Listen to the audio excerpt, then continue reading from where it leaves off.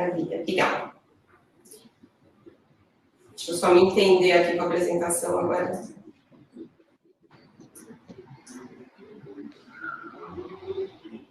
Vocês conseguem vê-la? Sim, está na tela, Rebeca. Maravilha, obrigada.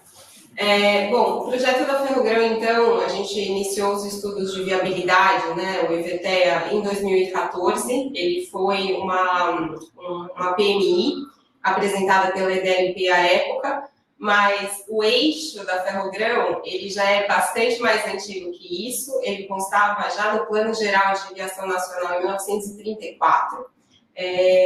Então, depois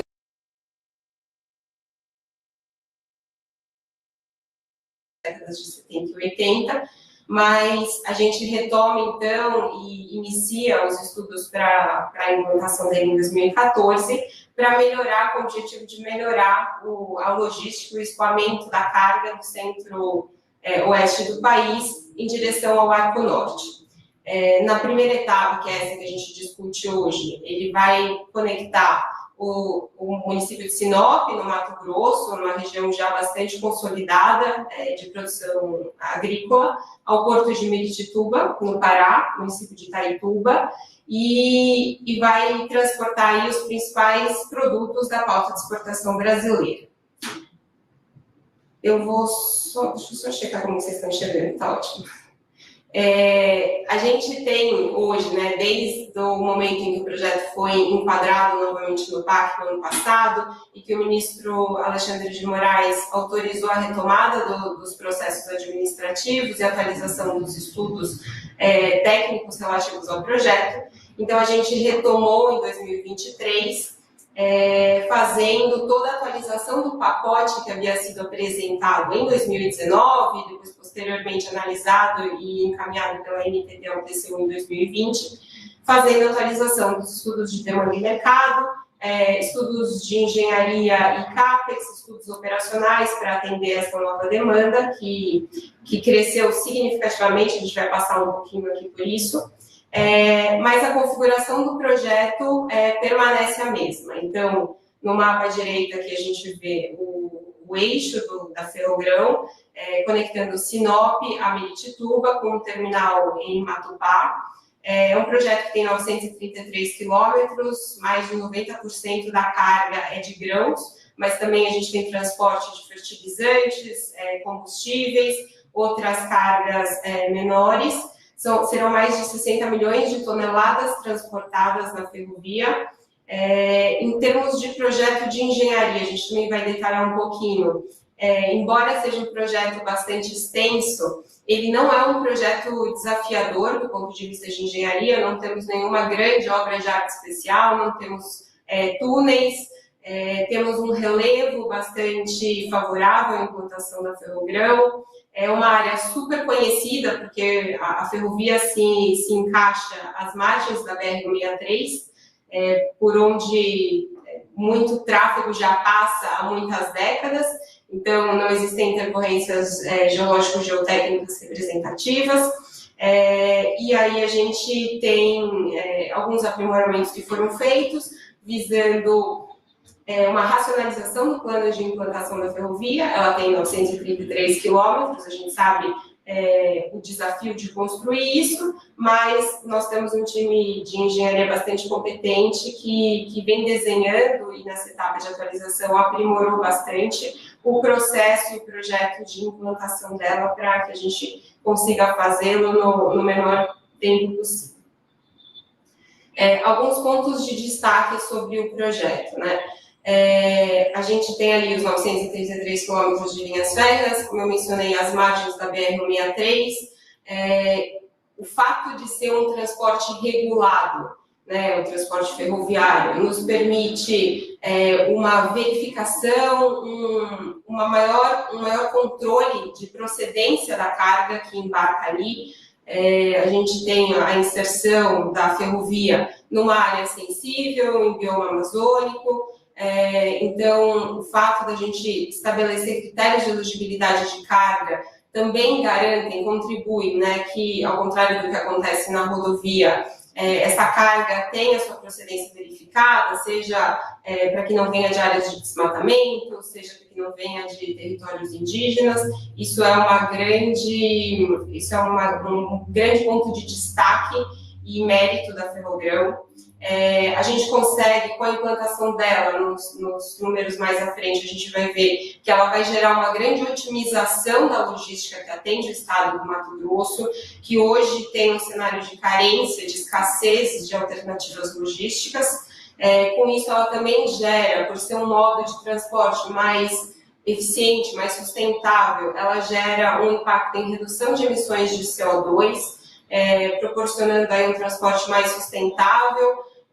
O escopo 3, né, para todos os produtores, traders, sabem como é importante nas metas de descarbonização olhar para o transporte. Aí a gente tem também, né, dando mais alternativas, mais resiliência logística para o Centro-Oeste, a gente garante maior segurança econômica, segurança alimentar, aquela carga vai ter mais caminhos para escoar, caminhos mais confiáveis. E aí a gente consegue gerar também, temos buscado, né, nessa etapa de atualização, desenvolver programas, ações que induzam a requalificação daquela área onde a Ferrogrão está inserida e que gere aí como passivo da implantação da ferrovia um desenvolvimento regional sustentável. Um pouco do porquê exportar pelo norte, né? O Mato Grosso hoje ele tem basicamente duas rotas de escoamento, via rodovia para o norte, para o Arco Norte, pela BR-163, e via ferrovia aqui para os portos do sul. Quando a gente compara distâncias de transporte, a Ferrogrão tem metade da distância ferroviária de qualquer outra alternativa existente ou projetada para o estado do Mato Grosso. E quando a gente considera todo o percurso, né, também com o braço ali hidroviário, a gente tem, na combinação ferro-hidro, uma eficiência energética de emissões muito representativa e maior proximidade a alguns mercados consumidores internacionais, encurtamento de distâncias de transporte totais, e com isso todos os impactos que a gente vai observar aqui em redução de frete, redução de emissão de CO2. Um pouco do contexto, né? Quando a gente iniciou o projeto em 2014, a produção do Mato Grosso representava 27% da produção nacional de grãos. Hoje, na última safra, esse percentual subiu para 34%. É expressivo, é um aumento expressivo, a produção tem dado sinais de que vai continuar crescendo, e as alternativas logísticas que a gente tem hoje não teriam capacidade para escoar isso com a eficiência necessária. Então, a gente precisa achar alternativas, todas elas são necessárias, a gente não enxerga como alternativas excludentes, muito pelo contrário, são todas complementares. O governo tem um pipeline de projetos que vão atender o Mato Grosso bastante importante, e quanto mais alternativa, melhor. A gente tem mais opções de escoamento, maior eficiência, e a gente trabalha para que todas elas aconteçam.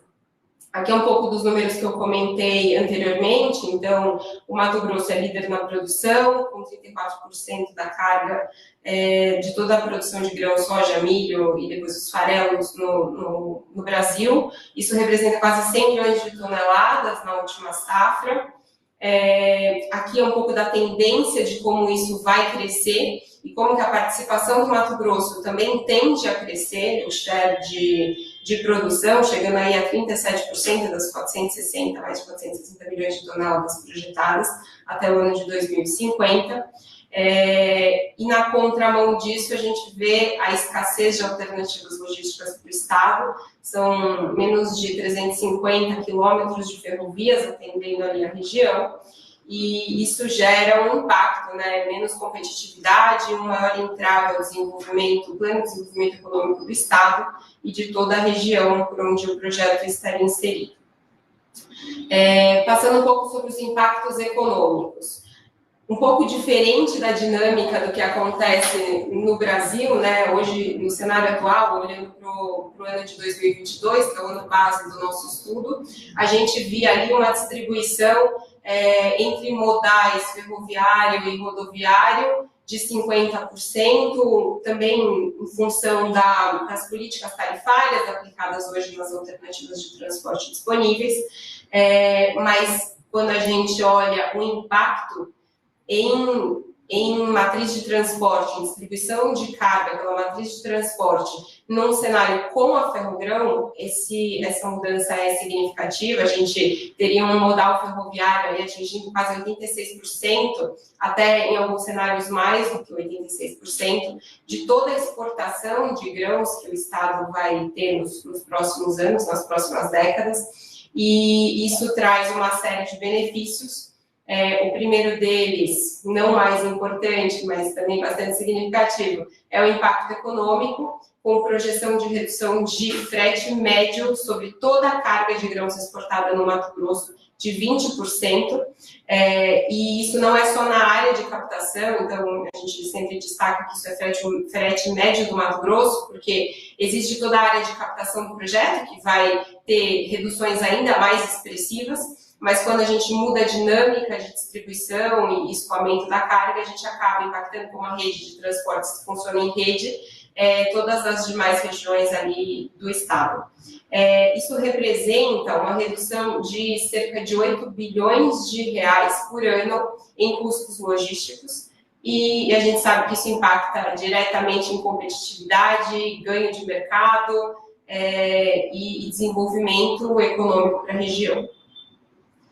Do ponto de vista de impactos ambientais, acho que hoje esse é o grande tema quando a gente ouve falar de Ferrogrão. É muito difícil que alguém questione o projeto, a viabilidade econômica dele, a necessidade dele. A gente ouve muito sobre eventuais impactos socioambientais, então acho que vale a gente olhar com cuidado aqui os próximos slides, né, com as informações mais atuais sobre o projeto. Então, por todas as características que a gente mencionou, né, redução de distâncias de transporte, um modal muito mais eficiente energeticamente, com menores emissões, a gente tem a Ferrogrão como um potencial, potencialmente o maior projeto de descarbonização do país em matriz de transporte.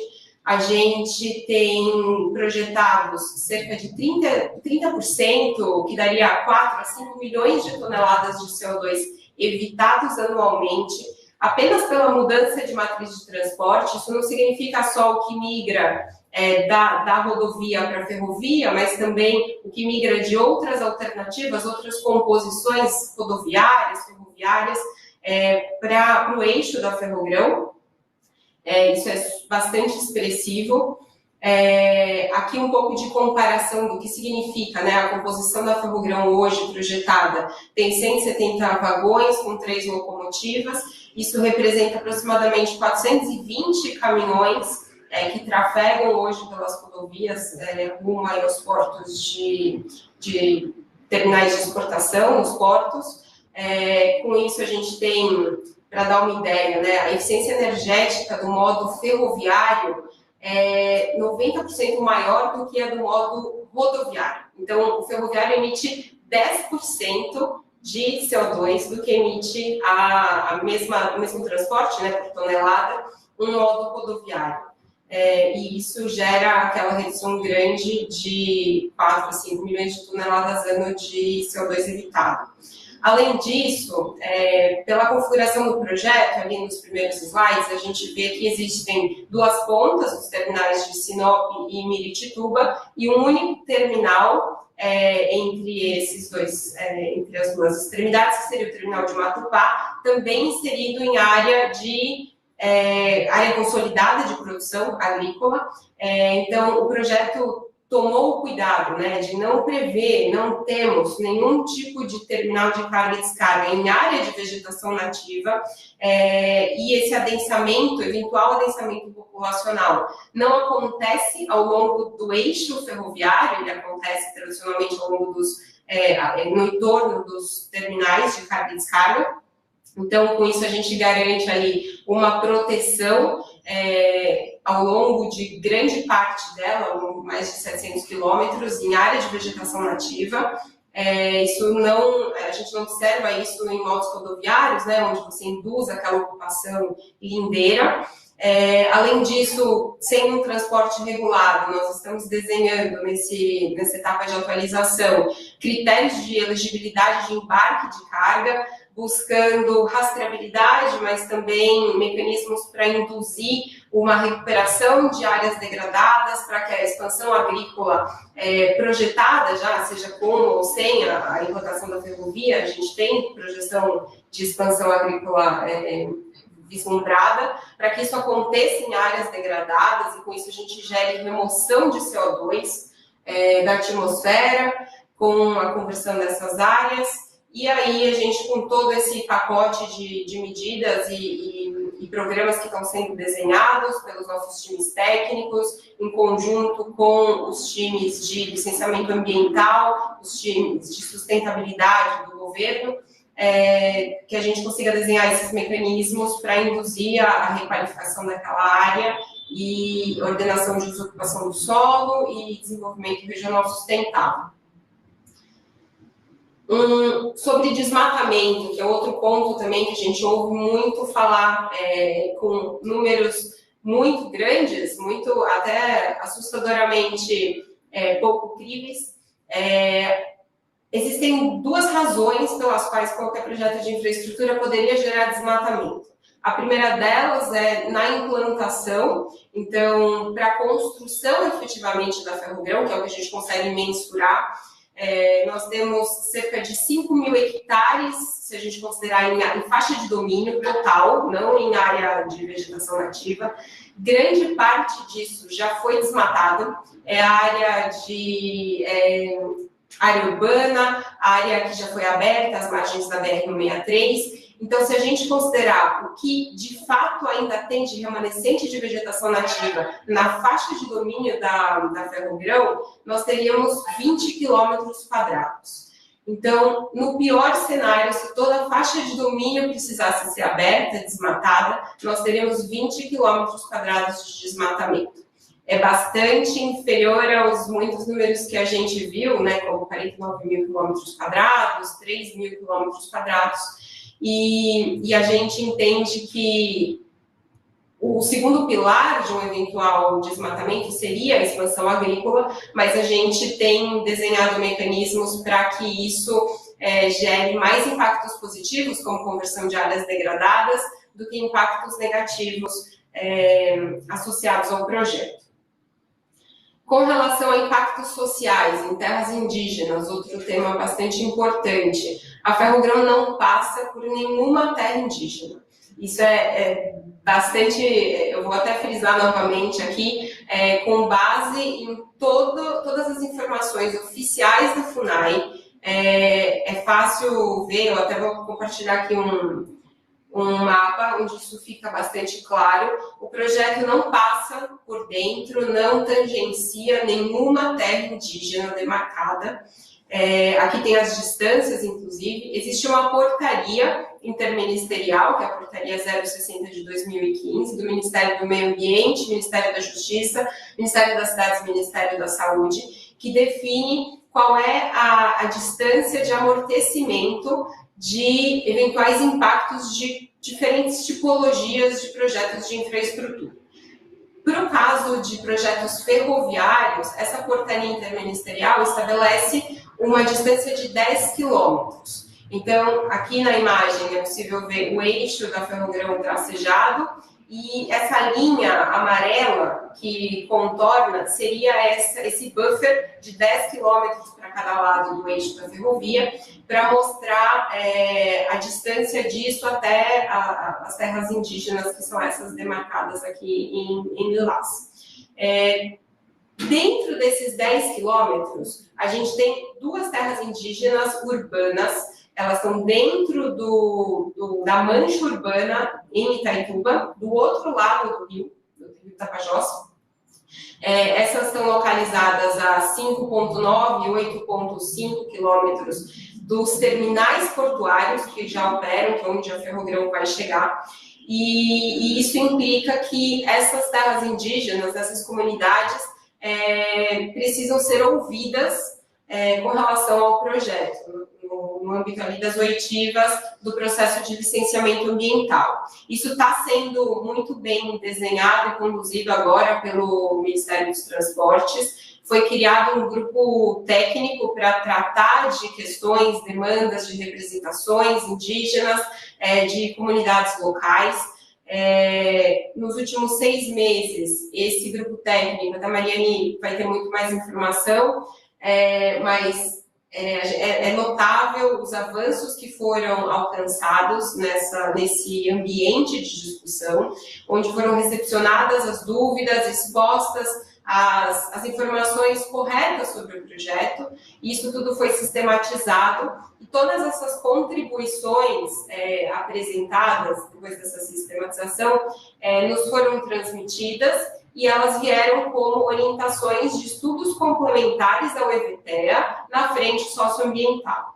Essas contribuições foram acatadas pelo governo, elas estão sendo incorporadas nos nossos estudos. Até o final de maio, a gente finaliza todas essas análises, são análises socioeconômicas de custo-benefício e outras, como construção de planos sinérgicos a outros planos e políticas de governo, como o BBCDAN, e isso está em andamento e com certeza vai aumentar mais ainda a robustez do projeto. Com relação ao Parque Nacional do Jamanchim, que é outro tema bastante discutido, quando houve a ação no STF, que a Mariane mencionou que nunca houve um questionamento sobre o mérito da ferrovia, nunca se discutiu se a Ferrogrão era ou não necessária, era ou não importante. O que foi discutido no STF era um mecanismo jurídico para a regularização da faixa de domínio da BR-163. Eu vou entrar um pouco mais em detalhes aqui. O Parque Nacional do Jamanchim, o decreto de criação dele em 2006, primeiro ele foi criado em contrapartida à pavimentação da BR-163, que tinha sido implantada ali na década de 70, 80, e aí quando vinha sendo discutida a pavimentação integral dela, nos trechos que faltavam, houve então a criação do Parque Nacional do Jamanchim, que é essa mancha verde mais clara na imagem, e o decreto de criação do parque já previa que aquele polígono seria parque, exceto a faixa de domínio da BR-163, porque ela já estava ali inserida. Tem uma área aqui no meio que já tinha sido removida da área do parque, mas o decreto previa que a faixa de domínio da BR-163 não era parte do Parque Nacional do Jamanchim. Na etapa de projeto, então, a gente se depara com essa questão e vamos buscar informação junto ao DENIT com relação à largura, ao polígono de demarcação daquela faixa de domínio.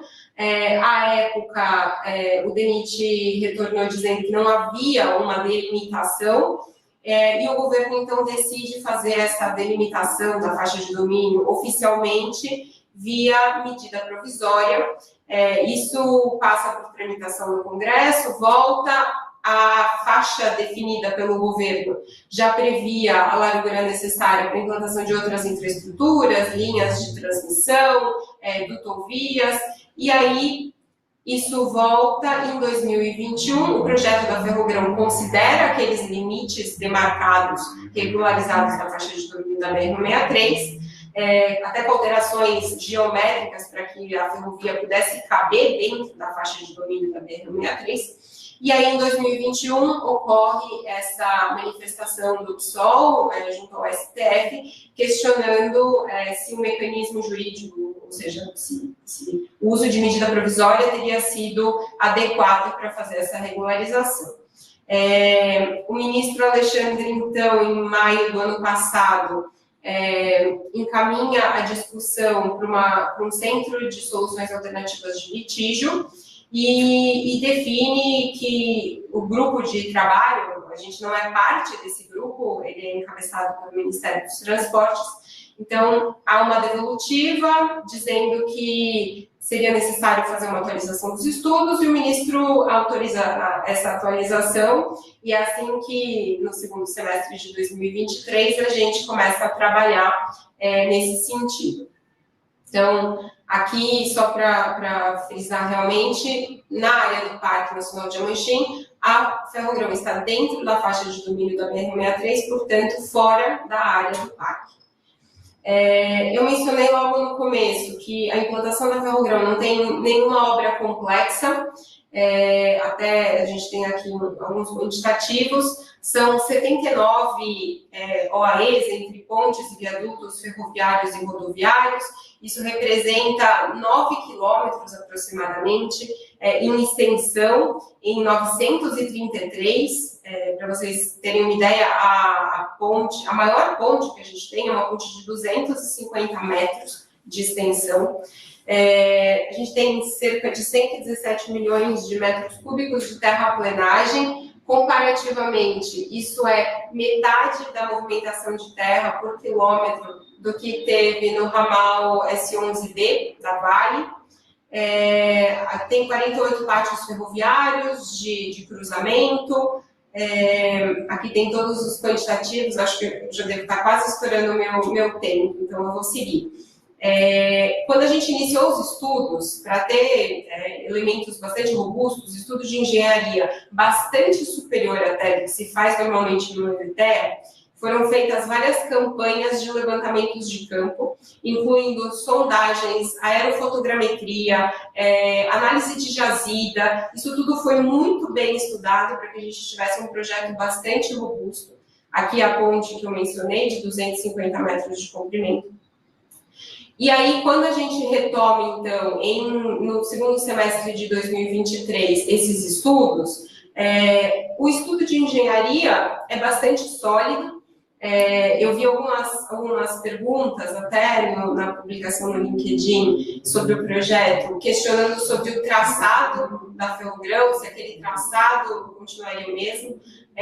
A gente não tem alteração do traçado proposto inicialmente, mas acho que vale bastante frisar que, para fins do EVTER, o traçado é referencial.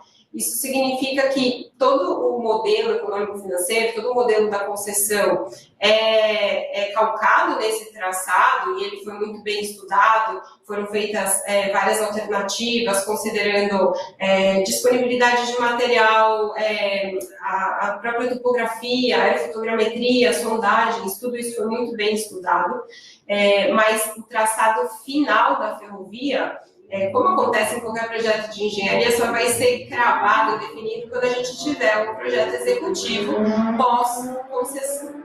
Então, respondendo isso só porque eu lembrei de algumas perguntas que haviam sido feitas.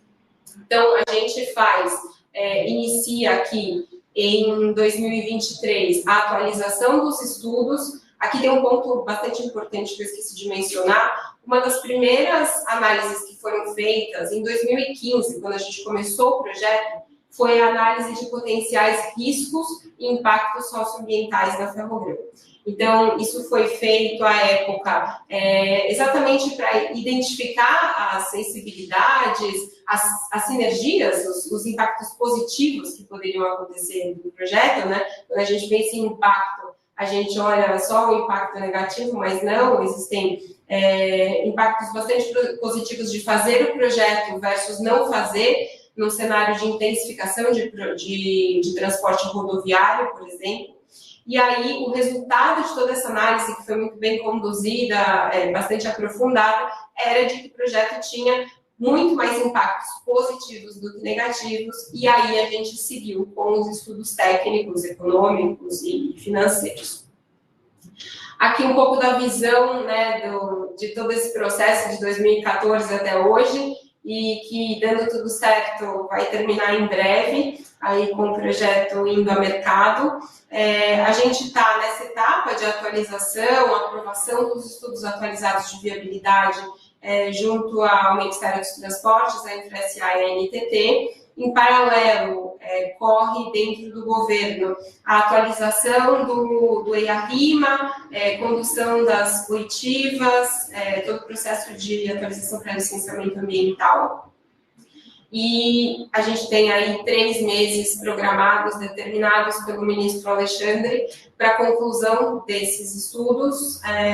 Eles já foram entregues no primeiro prazo dado, então, no final de março. Agora a gente está em etapa de revisão e aprovação com o governo. E, então, esperamos que até o segundo semestre as coisas estejam bastante encaminhadas. O projeto é um projeto viável, ele é um projeto importante, é um projeto estruturante. Acho que se não o fosse, não estaríamos há 10 anos discutindo em governos diferentes. É um projeto estruturante para o país, que merece todo cuidado na análise, mas que, na nossa visão, está bastante próximo e bastante pronto para que seja iniciado. Não sei se eu estarei no prazo, meu tempo.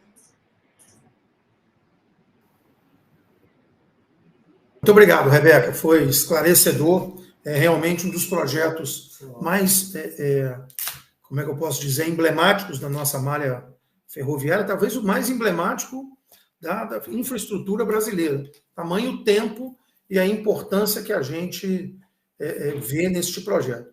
Muito obrigado, foi assim, extremamente esclarecedor. Eu acho que todo mundo aqui, a gente tem visto aqui algumas perguntas no chat, que depois nós vamos encaminhar para você, mas é realmente uma quebra de paradigma, a gente vê que não é tão assim, né? Existem aí questões que devem ser analisadas, mas da forma que você colocou para a gente, parece que todas elas foram realmente, todos os riscos mitigados, né? E bem definidos. Parabéns. Parabéns, e a gente deseja muito sucesso o projeto Ferrogrão. Mas, o que acontece? Quando você falou de Ferrogrão, são os números do transporte de carga, né? O percentual de carga do agronegócio. E agora nós entramos aí nessa viabilização de 2 projetos importantes, porque o que eu falo no dia a dia ali, nas nossas postagens no Infranews, é que agronegócio e infraestrutura é uma relação indissociável. Não adianta a gente querer separar as duas coisas, porque não é, né? O nosso agronegócio hoje, da porteira para dentro, ele é talvez um dos mais modernos do mundo, né? A gente tem aí conseguido aí recordes e recordes de safra. O problema nosso é quando sai da porteira, como é que a gente vai levar todo essa quantidade